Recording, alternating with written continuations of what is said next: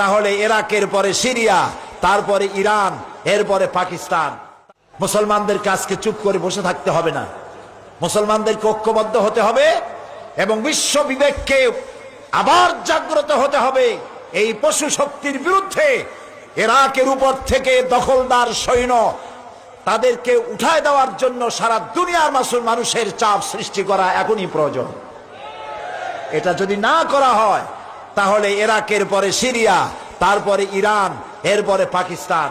তার দৃষ্টিতে, আমেরিকার দৃষ্টিতে পৃথিবীর সব মুসলমানেরা সন্ত্রাসী, আর শ্যারন নাকি শান্তির পায়রা। শ্যারনের চিনছেন? শ্যারনকে ইসরায়েলের প্রধানমন্ত্রী, শ্যারন নাকি শান্তির পায়রা বলেছে কে? ওইটার নাম আমি নিলাম না।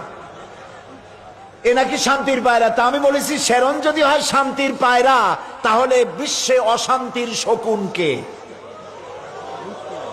প্রতি মুহূর্তে তারা প্যালেস্টাইনের মুসলমানদেরকে বুলডোজার দিয়ে তাদের বাড়িঘর ধ্বংস করে দিচ্ছে, তাদের মানুষগুলিকে মেরে শেষ করে দিচ্ছে, স্বাধীনতার স্বপ্ন মাটির সাথে মিশিয়ে দিচ্ছে। ইয়াসির আরাফাত আজ পৃথিবীতে নাই।